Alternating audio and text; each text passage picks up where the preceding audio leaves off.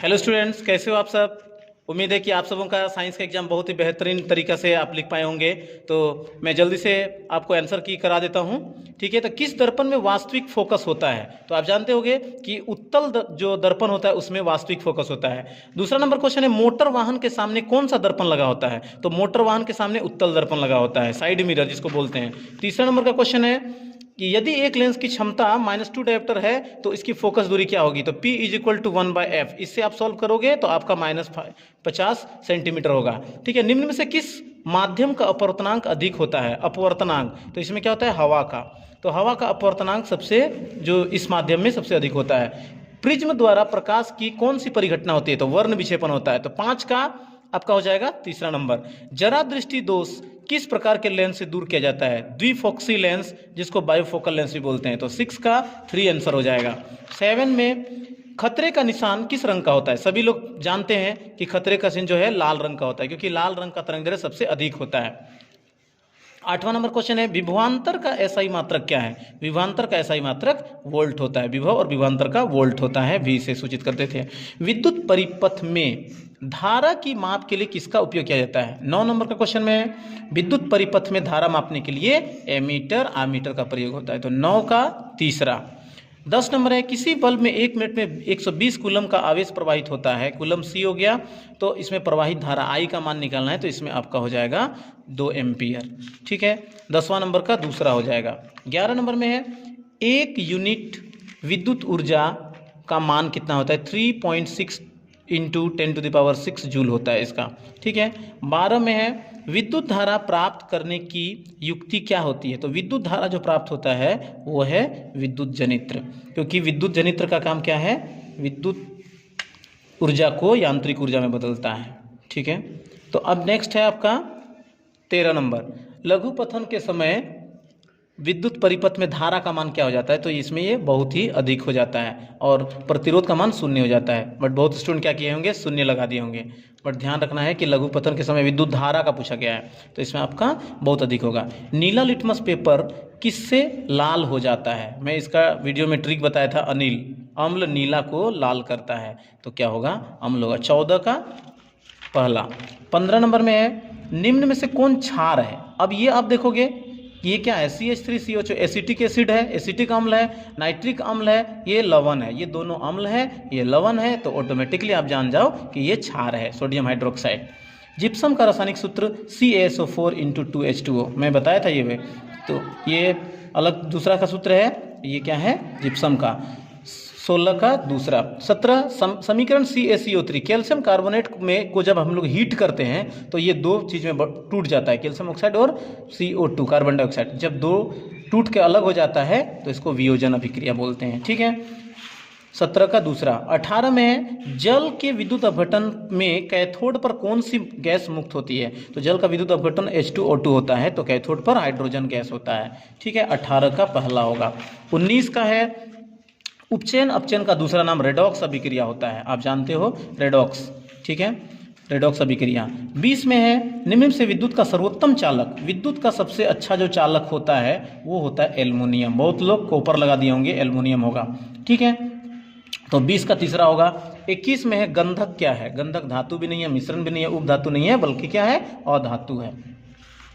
22 में सीसा और टीन की मिश्र धातु को क्या कहते हैं? सीसा और टीन मिलकर सोल्डर बनता है। ठीक है, तो 22 का पहला। 23 CnH2n+2, में बताया था कि एल्किन, एल्केन और एल्काइन में तीनों में से एक जरूर आएगा और आपका आ ही गया। ठीक है, एल्केन। CnH2n+2 एल्केन का होता है। तो 23 का 1। 24 का एल्डिहाइड, इसका भी मैं बता दिया था, एल्डिहाइड का प्रक्रियात्मक समूह CHO होता है, तो 24 का दूसरा होगा। फिर 25, एथनॉल सोडियम से अभिक्रिया करके कौन सा गैस बनाता है? तो मैं बता दूंगा, ये थोड़ा सा अलग टाइप का था। एथनॉल सोडियम से अभिक्रिया करके सोडियम एथोक्साइड बनाता है और हाइड्रोजन गैस मुक्त होता है। तो क्या है? ये H2 होगा।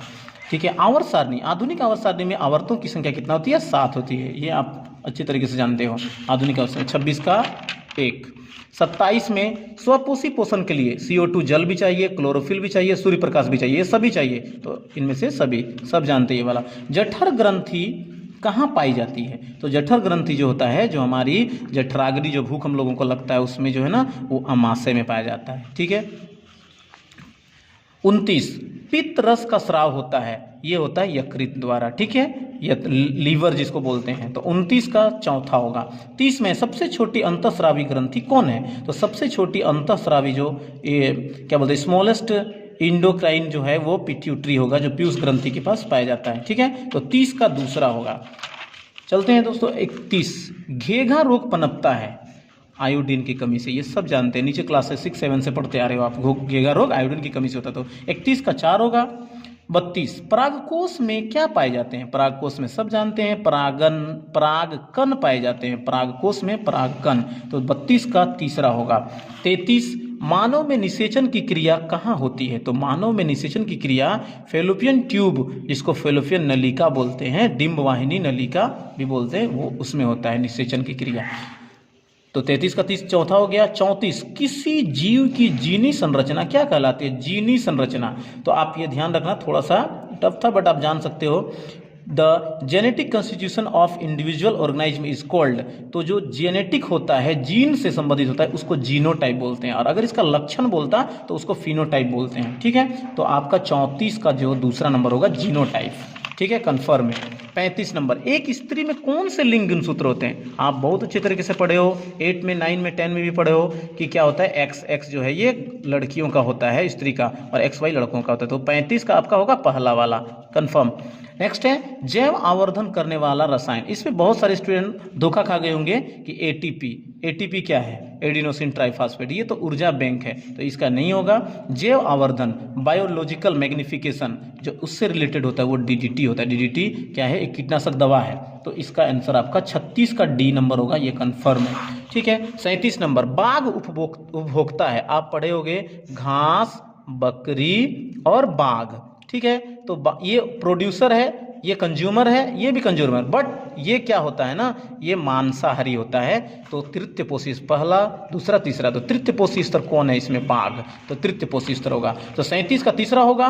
38, चिपको आंदोलन का प्रारंभ कब किया गया था? 1970 के प्रारंभिक दशक में ये हुआ था। तो चिपको आंदोलन जो है 1970 ईस्वी में होगा। 38 का पहला होगा। इसके बाद आपका है 39 में, पवन चक्की में उपयोग ऊर्जा प्राप्त करने के लिए पवन चक्की का जो न्यूनतम वेग है 15 किलोमीटर प्रति, बहुत ही फेमस क्वेश्चन था कि उसका हवा का वेग 15 किलोमीटर प्रति घंटा होना चाहिए। तो 39 का होगा दोस्तों दूसरा नंबर। फिर 40 में, जल विद्युत संयंत्र किस ऊर्जा को विद्युत ऊर्जा में रूपांतरित करता है? तो ये आप देखोगे जो इसमें जल विद्युत में जो सौर ऊर्जा, तापीय ऊर्जा, नाभिकीय ऊर्जा, स्थितिज ऊर्जा, तो इसमें जो है आपका सौर ऊर्जा ही होगा। जल विद्युत संयंत्र में विद्युत ऊर्जा में रूपांतरित करता है, तो सौर ऊर्जा को ही विद्युत ऊर्जा में परिवर्तित करता है। तो दोस्तों कैसा रहा आपका? आप कमेंट करके आप बता दें कि कितना आपका मार्क्स आया, कितना आप सही कर पाए। और आपको हताश होने की जरूरत नहीं है, आप सब्जेक्टिव भी अच्छा बनाए होंगे, तो आप जितना भी इसमें कोई भी होपलेस होने की जरूरत नहीं है, आप अच्छा करेंगे, किए होंगे शानदार तरीके से। इसलिए आप इसको मैच करके आप कमेंट करके बता दें कि आपका कितना मार्क्स आया। Thank you.